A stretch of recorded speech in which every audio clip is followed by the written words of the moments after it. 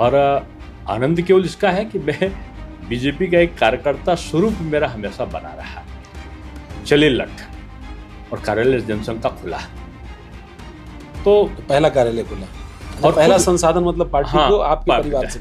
खुद खाना भी पिताजी की तरफ से जाता था, राशन पानी, और बहुत वर्षों गया है। आपके राजनीतिक जीवन पर थोड़ा बात कर लूँ।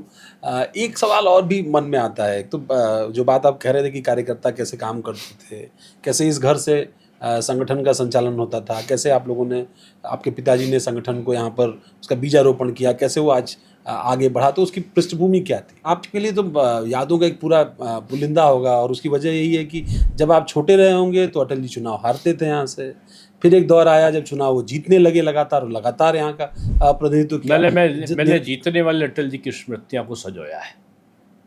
हर बहुत पहले थे तो उस समय मैं उतना शायद मैच्योर्ड परिपक्व नहीं था, लेकिन इस चुनाव में क्योंकि मैं युवा मोर्चा की राजनीति से आया था और युवाओं का संग्रह मेरे पास बहुत अच्छा था। अब देखो, जो मेरे समय की टीम थी, आज आदरणीय रमेश पोखरियाल जी, तीरथ सिंह रावत, दो मुख्यमंत्री बने। धामी जी तो खैर जूनियर में से जूनियर भी थे, लेकिन मेरे साथ काम किया उन्होंने भी।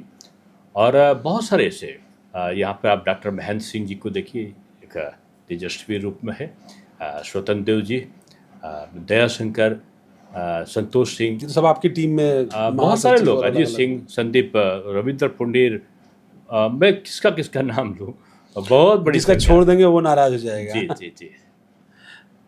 तो बहुत सारे लोगों के साथ काम किया है, और बहुत सारे लोगों ने मेरे साथ भी काम किया है। और आनंद केवल इसका है कि मैं बीजेपी का एक कार्यकर्ता स्वरूप मेरा हमेशा बना रहा, और मैंने विभिन्न चरण देखे हैं इस पार्टी के उतार चढ़ाव। एक चरण वो भी देखा है कि हम लोग निकलते थे, मुझे याद है एक बार तो पिताजी लठ लेकर निकले थे। लोगों ने कह दिया कि जनसंघ का, छोटा था मैं, 8-9 साल का रहा होगा, कहा कि यहाँ पर चौराहा है आगे पे, माइक नहीं लगे। तब माइक लगा के, रिक्शे पे माइक लगा के होता था, और जहाँ कार्यालय खोलते तो वहाँ माइक लगता था, और लोग अपना अपना प्रचार करते थे बोल बोल के। उनका कि जनसंघ का नहीं लगेगा। उनका बड़ा सा दीपक लगवाया, झंडा ऊंचा सा लगवाया। जब कार्यालय खोलने लगे तो कांग्रेस के लोग थे, दबंग थे, तो पता चला दौड़ा दौड़ा व्यक्ति आया जिसने महावीर संभवतः नाम था। तो कहा कि पाधाजी पाधाजी चल, पिताजी को पाधाजी कहते थे। वो लोग लाठियां लेकर आ गए, तो उनका कितने झंडे अपने लगे, उन्होंने कहा कि 8-9 लगे होंगे। सब पहुंचे उधर से, और हम लोग रोते रोते कि गुस्से में निकले थे, क्या होगा, आज लड़ाई झगड़ा हो जाएगा कुछ। निश्चित रूप में। लेकिन उनका सम्मान विपक्ष भी करता था। चले लठ और कार्यालय जनसंघ का खुला। तो पहला कार्यालय खुला। हाँ, फिर पिताजी ने क्या किया, एक चलती चलाती जो कारखाना था वो बेच दिया, और उससे 2 कार लाए, एक काली एक सफ़ेद, USS 7793 पार्टी कार्यालय को आदरणीय राम प्रकाश जी और वो लोग चलेंगे, एक कार माननीय कल्याण सिंह जी को। और पहला संसाधन मतलब पार्टी को आपके परिवार से।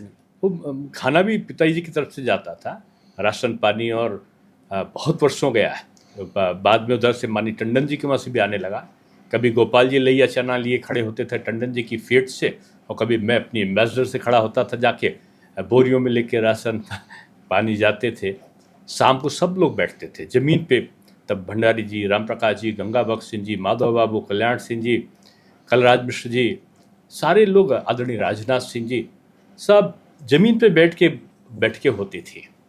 और आदरणीय भंडारी जी आ जाते थे तो सब जैसे लगता था छोटे बालक की तरह। इतने बड़े बड़े नेता जिनका मैं नाम ले रहा हूँ डर जाते थे कि प्रतित्व भाव के लोग आए, एकदम शांत बैठ जाते थे।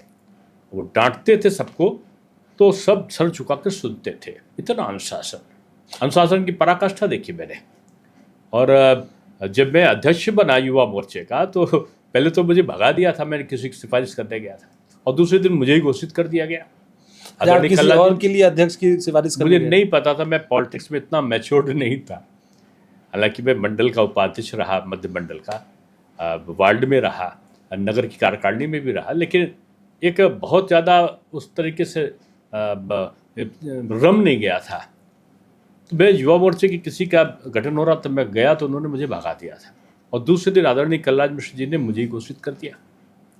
पता चला भंडारी जी ने मेरे लिए कह दिया और कल्याण सिंह जी ने, सब लोग हो गया। बुलाया मुझे, कहा क्यों डांटा था, तुम अनुशासन में रहना सीखो। आप बैठक के बीच में बगैर बगैर नॉक किए, बगैर अनुमति के नहीं आ सकते, और ये अब तुम अध्यक्ष बने हो, ये पालन तुम सब में करना। फिर जब मैं अध्यक्ष बना तो वही कड़कपन था मेरा, कि मजाल नहीं कि मेरा बैठक चल रहा तो कोई बड़े बड़े नेता थे, नहीं, सब समय से सब लोग आते थे। और होता क्या था कि उन्होंने पहले मुझे बताया कि आप कैसे अटैची लगाओगे, आदरणीय भंडारी जी ने, कि आप अटैची, उस समय ये आज तो बिजली आप मोदी जी के बदौलत 24 घंटे देख रहे हो, तब तो 2-3-4 घंटे बिजली आते बहुत होता। अटैची में एक टॉर्च रखो, बनियान और ये सब ऊपर रखो, क्या क्या चीज़ रखना चाहिए कि जगह में आए तो थोड़ा ड्राई फ्रूट्स को रख लो, पानी का भी आप अपने पास में रखो, सारा चीज़ लगा के अटैची बता के।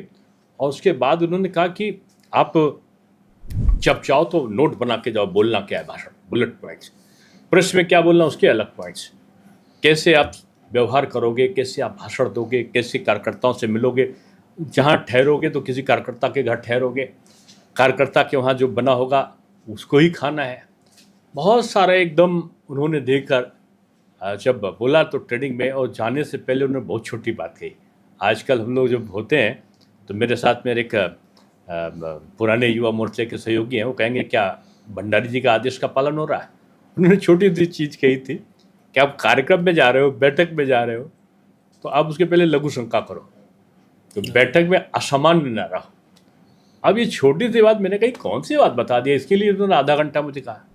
लेकिन मैं गया, जब बस्ती था मेरा कार्यक्रम, विजय सेन सिंह जी ने रख रखा था, और मुझे आइडिया नहीं था कि क्या होगा। 100 किलोमीटर पहले ही मेरा रास्ते में स्वागत शुरू हो गया। अब मैं उनका आदेश का पालन नहीं कर पाया, तो मैं लखनऊ से चला तो मैं वो भूल गया। और जब मैं आगे पहुंचा तो पता चला लोग जिंदाबाद जिंदाबाद, माला माला लगाते लगाते तब तक शहर पहुंच गए हम लोग। फिर 1.5 घंटा बीत गया। शहर पहुंचते उन्होंने जीप में खड़ा करके मेरी शोभा यात्रा निकाल दी, और निकालते निकालते जहाँ मेरी सभा थी वो गांव के अंचल में थी, चारों तरफ कुछ था ही नहीं, केवल मेरा मंच था, तो कोई ब्रेक नहीं था, कुछ नहीं। अब मुझे मंच में बैठा दिया, मैं किससे कहूँ कि मुझे लघु शंका के लिए जाना है, क्या करना है। अब मैं मंच पे बैठा, जहाँ कुछ बोलूँ तहाँ लोग पानी पिला दें। अब मुझे याद आया, आदरणीय भंडारी जी ने छोटी सी चीज़ कही थी कि मंच में जाओ, सभा में जाओ तो अपने को असहज नहीं रखो, ये एक शिक्षा थी। और तब मैं जब वहाँ से लौटा तो उनकी एक ही चीज़, रास्ते में गाड़ी खराब हो गई। अब कहाँ क्या हो तो मुझे याद आया, भंडारी जी ने कहा था कि टॉर्च रख लेना, अटैची में टॉर्च निकाला। कहा कि एक दिन के लिए कार्यक्रम में जाओ तो 2 जोड़ी कपड़े रख के जाओ, क्या पता आपको रुकना पड़ जाए। तो बड़े लोगों की बड़ी बातें होती थी। तो आज तो ये ट्रेनिंग मुझे लगता है तंत्र से ही गायब हो गई। कोई पार्टी किसी की बात नहीं, बीजेपी में प्रशिक्षण शिविर लगते हैं, और अब क्योंकि उस समय की राजनीति और आज की राजनीति पे, आज तो आप कहीं से जाके 2 घंटे 37 दिन तक गाड़ी पे रहता था, एक जिले से दूसरे जिला, दूसरे जिले तीसरे जिला, सड़क पे गाड़ी उछलती थी। फिर नीचे जब होता था रात को लगता था कि कमर अब बिल्कुल जवाब दे गई, लैया चना सत्तू रख के चलता, गाड़ियाँ भी इतनी कंफर्टेबल नहीं थी, सत्तू रख के चलते थे कि आगे जाएंगे तो यही खा के वो हो जाएगा।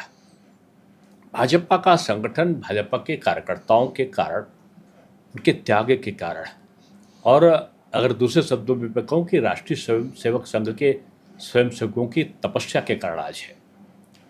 और मैं कह सकता हूँ कि वो जो बीज रोपण होता है, उस संघ की शाखाओं से जो बीज रोपण लोगों का होता है, और उससे जो एक तपस्वी कार्यकर्ता निकलते हैं, वो भाजपा का एक आधार बेस तैयार करते हैं। तो वो कारण है जिसके नाते जो है आज इतना बड़ा वटवृक्ष बन गया। बहुत सारे कारण मिलके होते हैं। तो मैं देखिए, एक अटल जी का चमत्कारिक आया नेतृत्व। तो अटल जी कौन थे? स्वयंसेवक थे, शाखा वाले थे, संघ गीत गाने वाले थे। फिर मोदी जी से प्रादुर्भाव हुआ, कौन थे? संघ के स्वयंसेवक थे, प्रचारक थे।